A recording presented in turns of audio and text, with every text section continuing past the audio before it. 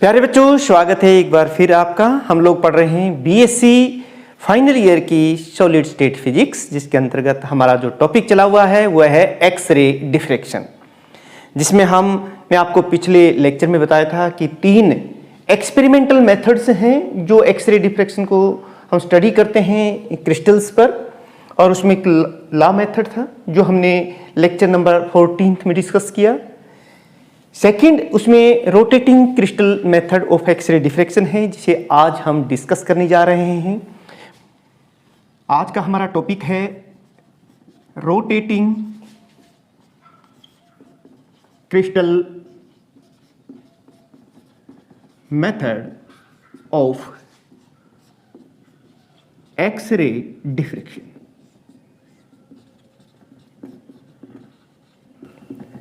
तो प्यारे बच्चों, क्योंकि ये एक्सपेरिमेंटल मेथड है और मैंने आपको पहले भी बताया था कि जब भी हम एक्सपेरिमेंट की बात करें तो इसमें 4 ही चीज़ें महत्वपूर्ण होती हैं, पॉइंट्स होते हैं जो हमें किसी भी क्वेश्चंस को अटेम्प्ट करने के समय जो है ध्यान में रखना चाहिए। सबसे पहले उसका एम क्या है, फिर उसके अपरेटस, फिर प्रोसीजर, ऑब्जर्वेशंस और कंक्लूजन, और लास्ट में उसके कोई यूज वगैरह हैं या कुछ लिमिटेशंस वगैरह हैं। तो वो चलिए हम शुरू करेंगे। सबसे पहले देख लेते हैं कि what are the operators which are used in this experiment rotating crystal method of X-ray diffraction. Exam में बहुत बार ये क्वेश्चन पूछा जाता है कि discuss the rotating crystal method of X-ray diffraction to study the crystal structure. तो चलिए सबसे पहले हम बात कर लेते हैं ऑपरेटर्स की। मोनोक्रोमेटिक एक्सरे यूज करते हैं क्योंकि हमें एक्सरेज की जो वेवलेंथ है उसे फिक्स रखना पड़ता है, और दूसरा जो सिंगल क्रिस्टल लेंगे उसे एक रोटेटिंग स्टैंड पर रखेंगे। ये मेन है बात। देखिए, इसमें हम एक वेल कोलिमेटेड बीम बनानी है एक्सरेज की, उसके लिए ये स्लिट्स का यूज करते हैं। आप देख सकते हैं कि ये हमारे पास स्लिट्स हैं, और यहाँ से हम एक्सरेज, और ये जो एक्सरेज हैं ये मोनोक्रोमेटिक एक्सरेज हैं, मोनोक्रोमेटिक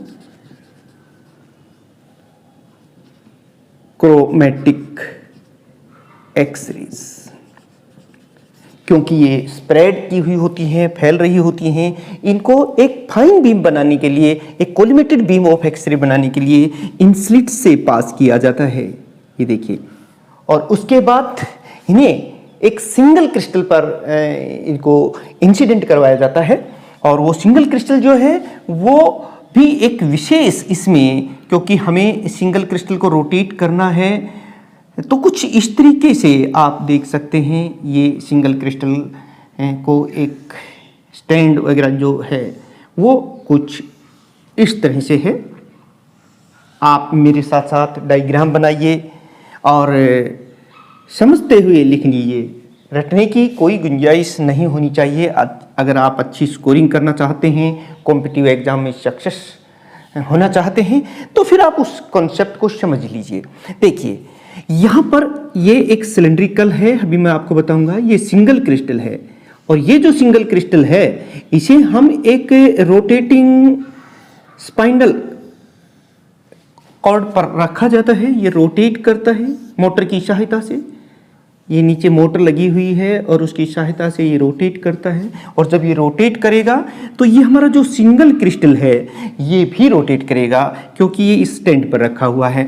और हमारी ये जो एक्सरेज हैं ये इस सिंगल क्रिस्टल पर इंसिडेंट होती हैं, और जब रिफ्लेक्ट होती हैं तो ये इस सिलेंडर के इनर सरफेस के ऊपर यहाँ पर फोटोग्राफिक फिल्म, या यूं कहिए कि प्लेट है, फोटोग्राफिक प्लेट लगी हुई है यहाँ पर अंदर की तरफ। उस फोटोग्राफिक प्लेट के ऊपर जो है ये स्ट्राइक करती हैं, और एक स्पॉट या यूं कहिए कि जो इम्प्रेशन है वो वहाँ बना देती हैं। और जब उन फोटोग्राफिक प्लेट को हम डेवलप करते हैं तो हमें एक systematic series of the spots observe होते हैं, जिसकी सहायता से हम उस क्रिस्टल की स्टडी करते हैं ब्रेग्स लॉ को यूज करके।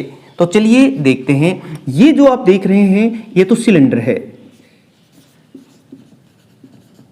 पहले हम यही देख रहे हैं कि इसमें क्या क्या होते हैं। और ये जो इनर सरफेस पे आप देख रहे हैं, ये फोटोग्राफिक प्लेट है।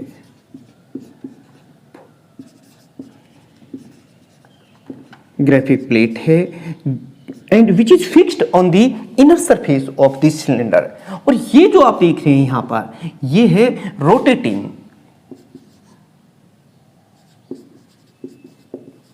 Rotating spindle.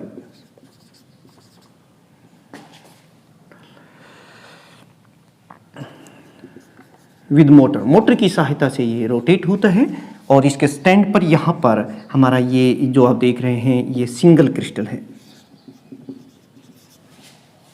Single crystal.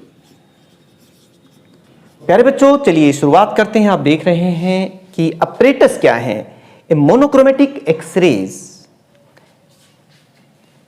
is produced with the help of the X-ray tube, and it is formed in a well collimated beam with the help of these slits.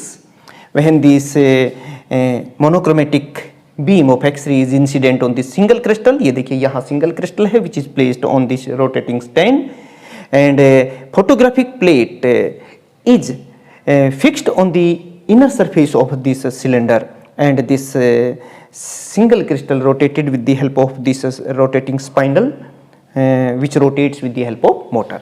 तो ये तो है इसमें apparatus। अब हम देखते हैं कि भी ये वर्क कैसे करता है, यानी कि हमारा प्रोसीजर क्या है। प्रोसीजर,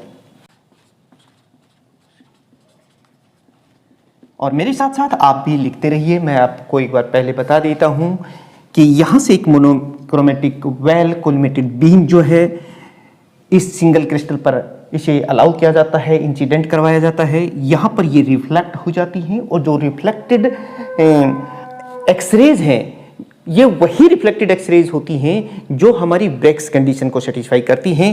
वो रिफ्लेक्ट होकर के हमारे इस इनर जो हमारा सरफेस है फोटोग्राफिक फिल्म पर स्ट्राइक करती है, वहाँ पर एक स्पॉट पैदा करती हैं, और एक सिस्टमेटिक वे से सिमेट्रिकल स्पॉट्स हमें वहाँ ऑब्जर्व होते हैं। चलिए अब हम लिख लेते हैं इसको, मेरे साथ साथ आप लिखते रहिए। ए monochromatic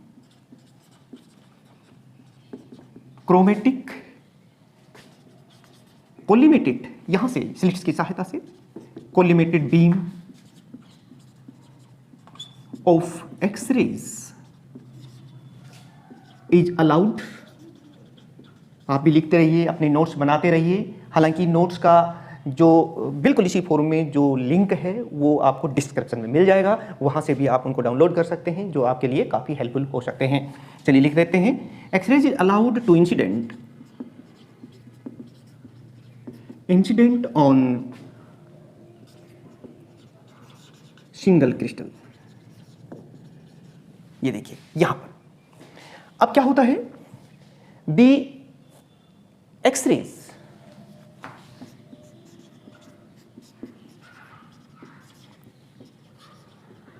which satisfy the Bragg's condition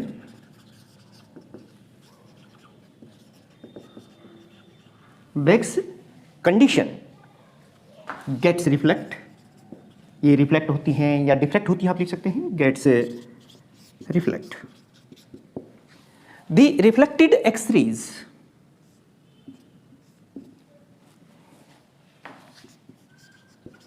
strike the photographic plate which is fixed at the inner surface of the cylinder. The reflected X-rays strike the photographic plate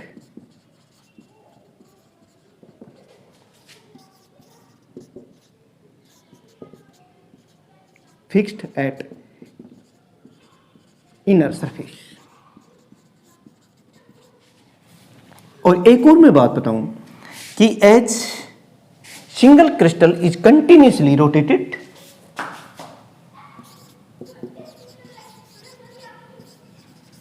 crystal rotates, ये रोटेट कर रहा है।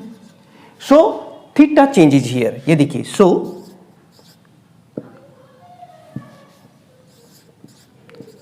एंगल जो है theta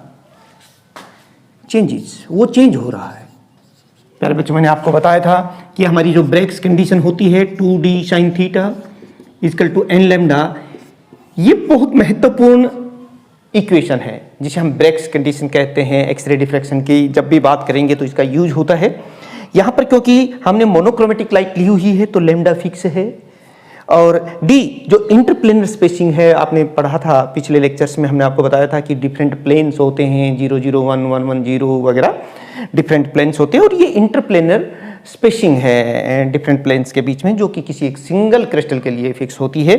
हाँ, यहाँ पर जब क्योंकि रोटेट कर रहा है तो ये थीटा जो है अलग अलग जब प्लेन्स पर हमारी एक्सरे इंसिडेंट होती है और फिर वो रिफ्लेक्ट होती है तो फिर एंगल चेंज हो रहा है। यहाँ पर एंगल जो है ये वेरिएबल है। आपने लॉ मेथड में पीछे देखा था कि वहाँ पर हमने क्रिस्टल फिक्स था, रोटेट नहीं कर रहा था, लेकिन ये जो लैम्डा है ये वेरी कर रहा था। हमने वहाँ पर continuous beam of the X-rays having wavelength from 0.2 angstrom unit to 2.0 angstrom unit वो इंसिडेंट करवाई थी, यानी कि वहाँ पर लैम्डा वेरिएबल थी और थीटा फिक्स था। लेकिन यहाँ पर हमारे रोटेटिंग क्रिस्टल मेथड में क्या है, लैम्डा यहाँ वेरिएबल है, क्योंकि यहाँ पर हमारा क्रिस्टल कंटिन्यूसली रोटेट कर रहा है इस रोटेटिंग स्पाइंडल कोड की वजह से, और यहाँ पर लैम्डा फिक्स है। यहाँ पर हम मोनोक्रोमेटिक एक्सरे यूज कर रहे हैं, तो आपने देखा चेंज कर रहा है।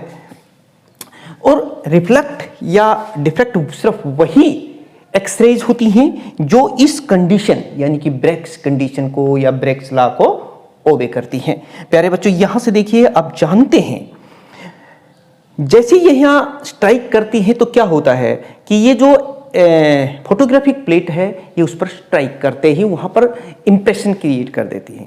और जब इस फोटोग्राफिक प्लेट को हम डेवलप करेंगे, can find the value of theta and then we can find the d of the interplanar spacing can be calculated with the help of this Bragg's condition। लेकिन चलिए इससे पहले मैं इसे आगे लिखूं, आप एक बार यहां का स्क्रीनशॉट ले लीजिए। When photographic plate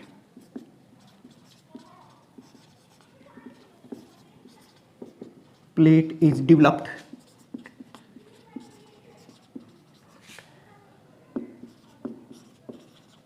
a series of symmetrical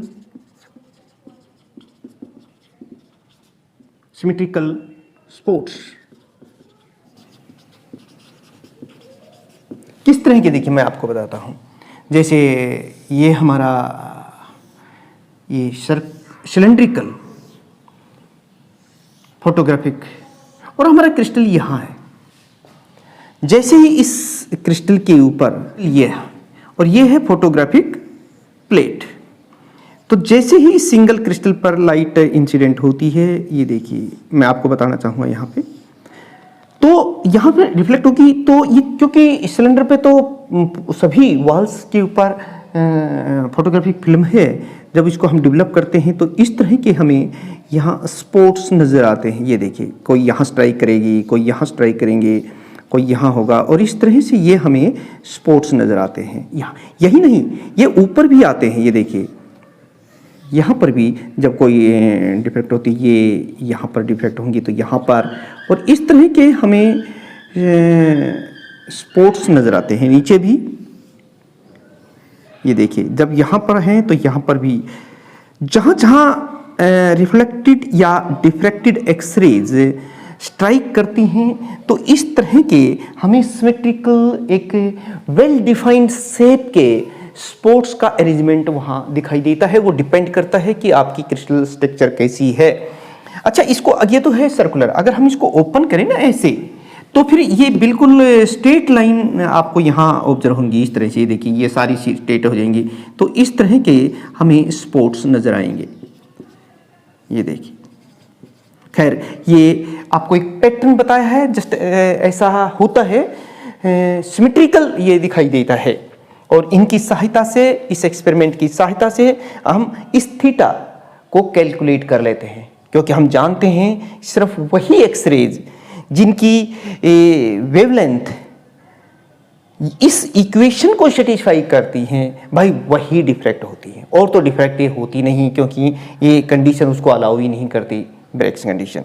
तो अब देखिए, knowing the value of lambda which is we are using here monochromatic X-rays, जिसकी वेवलेंथ का हमें पहले से ही पता है, इसकी वैल्यू को हमने पता है, और theta can be measured with the help of this experiment, and we can find the value of the interplanar spacing d by using this relation, is equal to n lambda divided by 2 sin theta। ये देखिए मेरे बच्चों, तो this equation is used to determine the interplanar spacing of the different planes in the single crystal।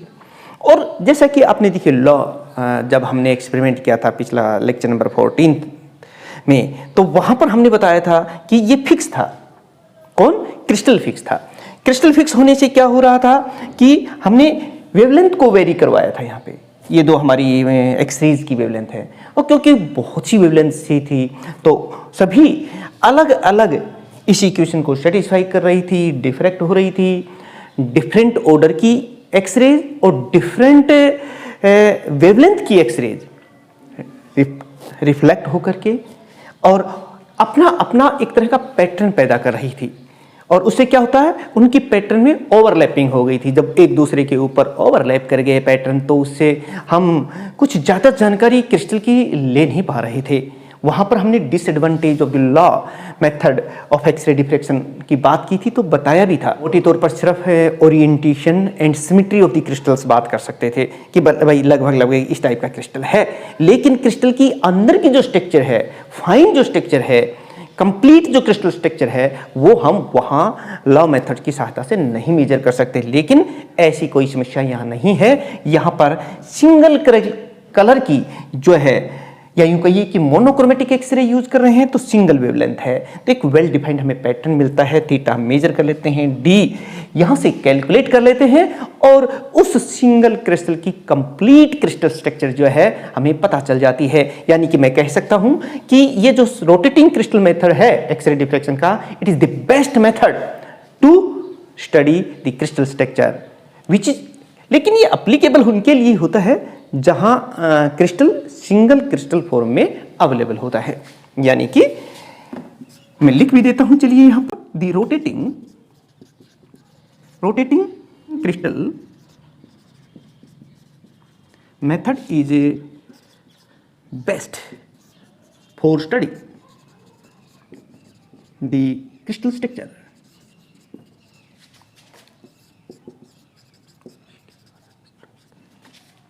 Of materials. ये उन materials की which are available in form of single crystal. यानी कि प्यारे बच्चों, कुछ क्रिस्टल्स जो सिंगल क्रिस्टल की फॉर्म में अवेलेबल हैं, तो फिर हमारे लिए ये जो रोटेटिंग क्रिस्टल मेथड है एक्सरे डिफ्रैक्शन का, इससे बढ़िया मेथड कोई हो नहीं सकता उसकी स्टडी करने के लिए। लेकिन सारे के सारे क्रिस्टल्स यूं कहिए कि इस फॉर्म में नहीं मिलते सिंगल क्रिस्टल में, इसलिए ये मेथड वहाँ पर अप्लीकेबल नहीं होता। वहाँ पर फिर हम लोग क्या करते हैं, एक और मेथड है जो नेक्स्ट जो हमारा लेक्चर रहेगा उसमें हम डिस्कस करने वाले हैं, उसमें पाउडर मेथड। उसमें उस क्रिस्टल के पाउडर करके कैपिलरी ट्यूब में लेकर के इस सिंगल क्रिस्टल के स्थान पर उसको हम रखेंगे, और फिर इसी ब्रेग्स कंडीशन को यूज करके और हम उसकी स्टडी कर सकते हैं। तो वो मेथड हमारा पाउडर मेथड कहलाता है। इसीलिए तो प्यारे बच्चों, आज देखिए हमने क्या कहा, रटने की कोई आपको ज़रूरत नहीं है, एक्सपेरिमेंट कर रहे हैं। सबसे पहले हमने आपको अपरेटस के बारे में बताया कि क्या क्या अपरेटस हैं इसके अंदर, उसके बाद इसका प्रोसीजर भी आपको बताया कि हम लोग इसको कैसे क्या काम करते हैं, और फिर हमारे पास क्या कंक्लूजन निकला, और ये थ्योरी हो गई। इस इक्वेशन को यूज करके हम डी जो interplanar spacing of the different जो सिंगल क्रिस्टल्स हैं वो डिटरमाइन कर लेते हैं। यानी कि हम क्रिस्टल की स्ट्रक्चर को इन पैरामीटर्स की सहायता से कैलकुलेट कर सकते हैं, स्टडी कर सकते हैं। और जितने भी मेथड्स हैं और उन जो क्रिस्टल्स सिंगल क्रिस्टल की फॉर्म में एग्जिस्ट करते हैं उनके लिए तो ये बेस्ट मेथड है। तो प्यारे बच्चों, आपको ये लेक्चर कैसा लगा? आपको कुछ इससे बेनिफिट हुआ? आप अपने नोट्स बना लीजिएगा, वीडियो को बहुत स्लो करके, धीरे धीरे करके। अच्छा रहता है जब हम देख करके समझ के अपने नोट्स बनाते हैं तो उसकी मुकाबला कहीं नहीं होता। लेकिन फिर भी अगर आपको हैंड रिटन नोट्स चाहिए, यही मेरी ही राइटिंग में आपको चाहिए, तो फिर आप डिस्क्रिप्शन में जा करके वहाँ से भी डाउनलोड कर सकते हैं, जो आपके लिए बहुत ही ज़्यादा बेनिफिशियल हो सकते हैं अच्छी स्कोरिंग करने के लिए कॉम्पिटिटिव और आपके यूनिवर्सिटी एग्जाम्स में। प्यारे बच्चों, हमारे जो लेक्चर हैं वो आईसी सर फिजिक्स और चैनल जो बने हुए हैं फिजिक्स बाय आईसी सर, इन दोनों पर अवेलेबल हैं। दोनों को तो आप दोनों से ही जुड़े रहिए, इन दोनों को सब्सक्राइब कर लीजिए। और प्यारे बच्चों, अगर अच्छा लगता है ना तो उसको शेयर ज़रूर कर दें आप दूसरे साथियों में, और लाइक करते हैं और जो कमेंट्स आप देते हैं तो उससे हमारा जो एक एनर्जी मिलती है आने वाले लेक्चर्स को और ज़्यादा इफेक्टिव बनाने के लिए मोटिवेशन मिलता है नेक्स्ट लेक्चर में, जिसमें हम बात करेंगे powder method of X-ray diffraction. Thank you very much.